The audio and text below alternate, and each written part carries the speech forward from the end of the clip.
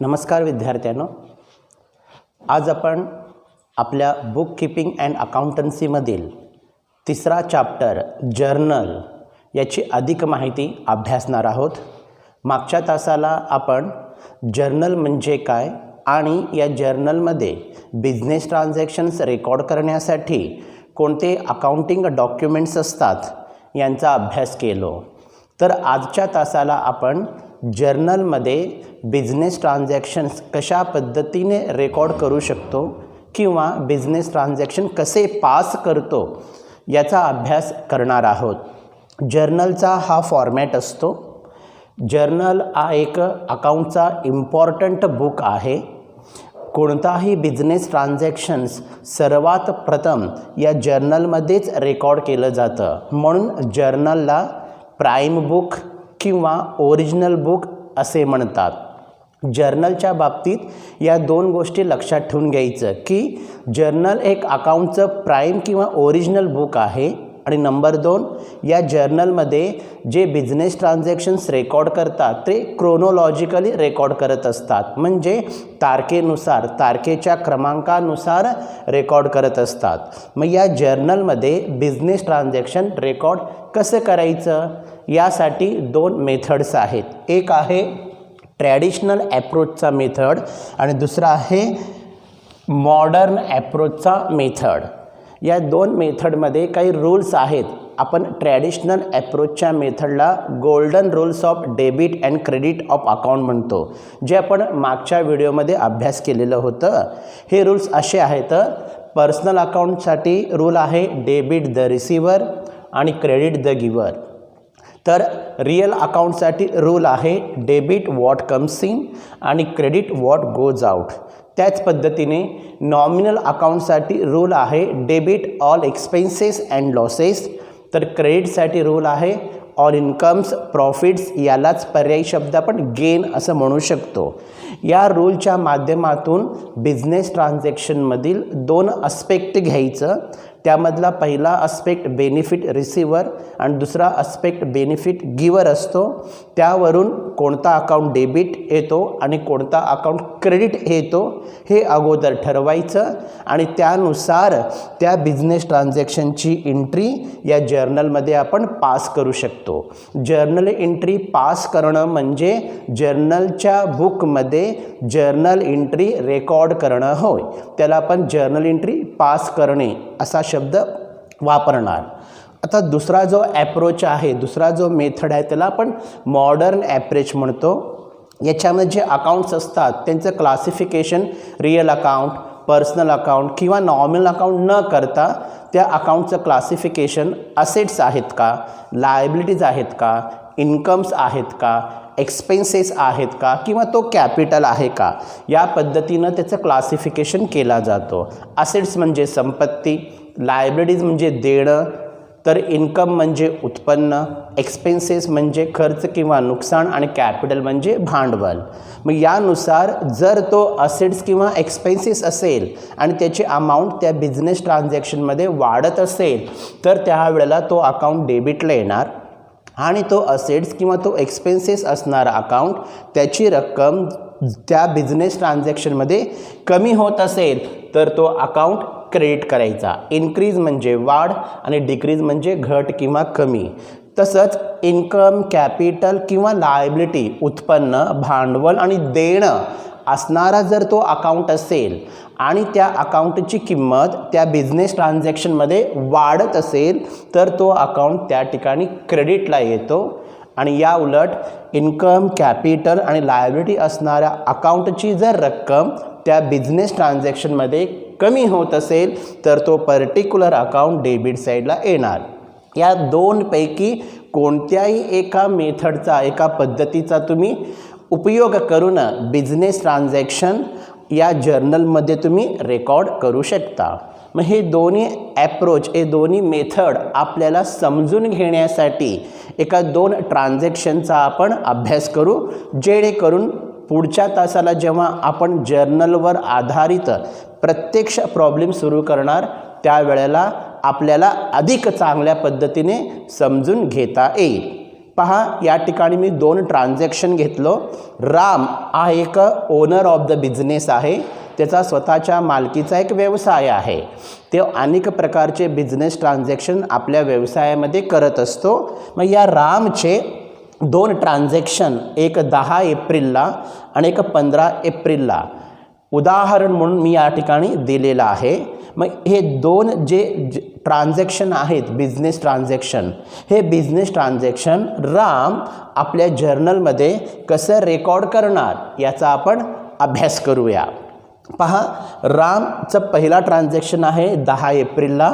Salary paid ₹10,000.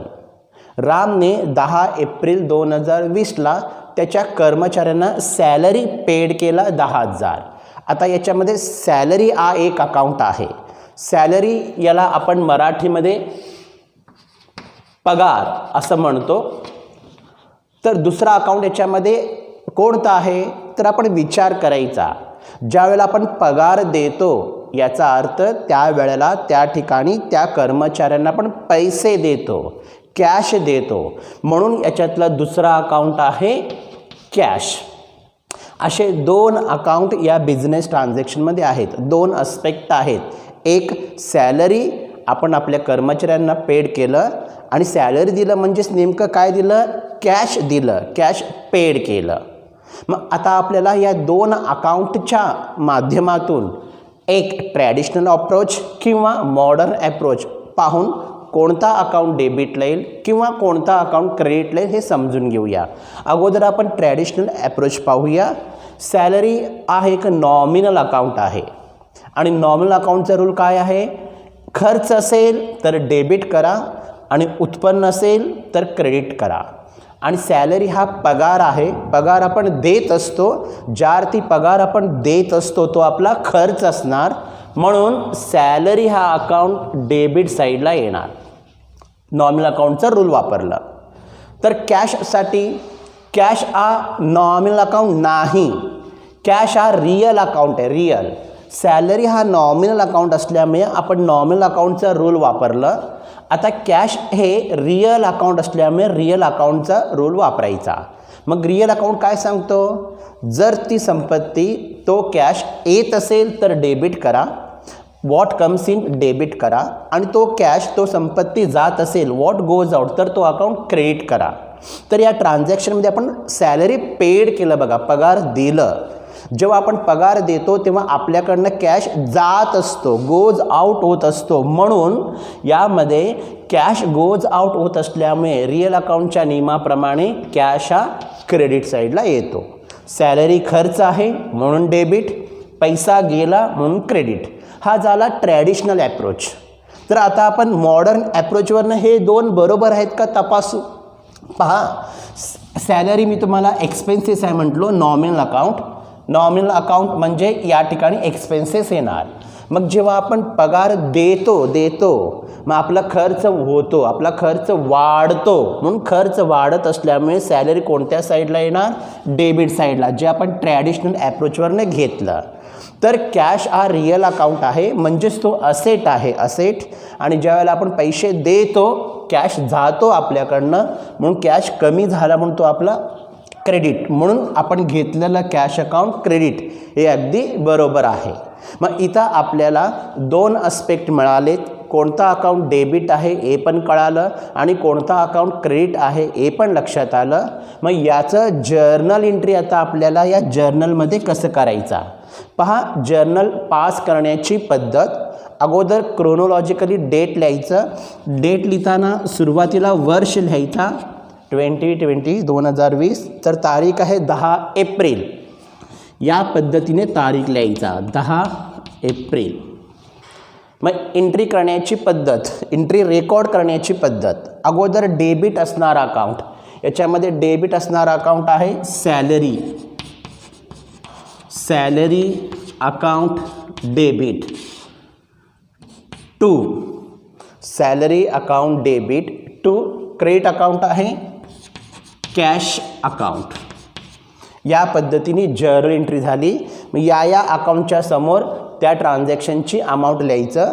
Salary हे debit साईडला असल्यामुळे सॅलरीच्या समोर डेबिट कॉलममध्ये रक्कम लिहायचा 10,000. तर कॅश अकाउंट एक क्रेडिट साईडला असल्यामुळे जसं डेबिटसाठी DR लिहितो तसं क्रेडिटसाठी CR लिहिण्याची गरज नाही. तर हे 2 म्हणजेच क्रेडिट बाजू असते. या 2च्या समोर, या क्रेडिटच्या बाजूच्या समोर, कॅश अकाउंटच्या समोर क्रेडिट कॉलममध्ये 10,000 आणि या खाली कंसामध्ये नॅरेशन लिहायचा बिंग सॅलरी पेड.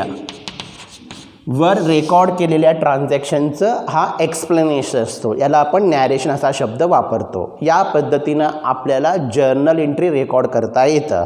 पण जर्नल एंट्री आपण कसं रेकॉर्ड केलं, अगोदर दिलेल्या ट्रान्झॅक्शनमधले 2 अस्पेक्ट, 2 अकाउंट आपण बाजूला काढलो. पर्सनल अकाउंट, रिअल अकाउंट किंवा नॉमिनल अकाउंटचा रूल वापरून, नाहीतर मॉडर्न अप्रोच, असेट वाढला का कमी झाला, एक्सपेन्सेस वाढला का कमी झाला, याचा विचार करून त्या अकाउंटपैकी डेबिट अकाउंट कुठला, क्रेडिट अकाउंट कुठला हे समजावून घेतलो आणि त्यानुसार या पद्धतीनं आपण एंट्री रेकॉर्ड केलो. ही एंट्री रेकॉर्ड करत असताना सुरुवातीला डेबिट असणारा अकाउंट लिहायचं आणि त्याखाली 2 लिहून क्रेडिट असणारा अकाउंट लिहायचं आणि डेबिट अकाउंटच्या समोर डेबिट कॉलममध्ये रक्कम येईल, तर क्रेडिट अकाउंटच्या समोर क्रेडिट कॉलममध्ये रक्कम येईल. आणि या झालेल्या जर्नल एंट्रीचं एक्सप्लेनेशन कंसामध्ये बिंग या शब्दापासून लिहायचं आणि या एक्सप्लेनेशनला म्हणायचं नॅरेशन. हे नेहमी कंसामध्येच असतो.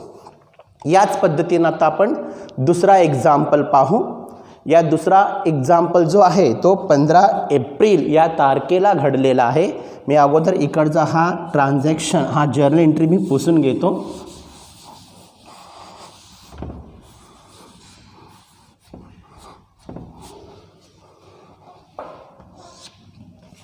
15 एप्रिलला झालेला हा ट्रान्झॅक्शन. याच्यामध्ये purchased goods ₹15,015 15,000 on credit from Subhash. Subhash या व्यक्तीकडून रामने 15,000 रुपयाचा गुड्स परचेस केला. परचेस करणं म्हणजे खरेदी करणे आणि गुड्स म्हणजे माल. 15,000 रुपयाचा गुड्स सुभाषकडून रामने खरेदी केला. मग जसं याच्यामध्ये आपण सॅलरी आणि कॅश असे 2 अस्पेक्ट बघितलं, तर याच्यामध्ये या ट्रान्झॅक्शनमधले 2 अस्पेक्ट कुठला, एक परचेस खरेदी केलं आणि दुसरा आहे कोणाकडनं, सुभाषकडून. हे 2 अस्पेक्ट आहेत. मग आता याच्यापैकी डेबिट कुठला आणि क्रेडिट कुठला, अगोदर आपण रूलप्रमाणे जाऊ, मग त्यानंतर हा मॉडर्न ॲप्रोच पाहू. जेव्हा आपण माल खरेदी करतो तेव्हा आपला खर्च होत असतो. आपण कुठेतरी दुकानामध्ये केलं आणि काहीतरी खरेदी केलं. खरेदी जेव्हा करतो तेव्हा आपलं नुकसान होत असतो, कारण त्यावेळेला आपलं पैसे जाणार असतात. रोखीने खरेदी केले तर रोख पैसे जातात आणि उधारीनं खरेदी केले तर काही दिवसानंतर पैसे द्यावं लागतात. पण ज्या वेळेला आपण खरेदी करतो तेव्हा आपला खर्च होत असतो. म्हणून परचेसेस हा नॉमिनल अकाउंट आहे आणि परचेसेसचं नॉमिनल अकाउंटच्या नियमाप्रमाणे डेबिट ऑल एक्सपेन्सेस म्हणजे खर्च असलेले सर्व अकाउंट्स डेबिटला असतात. परचेसेस हा खर्च असल्यामुळे परचेस हा अकाउंट डेबिटला येईल. तर दुसरा अकाउंट सुभाष, आणि सुभाष हा पर्सनल अकाउंट आहे का, रिअल अकाउंट आहे का, नॉमिनल अकाउंट आहे, हे ओळखण्यासाठी जास्त आपल्याला त्रास होणार नाही, कारण सुभाष एका व्यक्तीचं नाव असल्यामुळे तो पर्सनल अकाउंट आहे.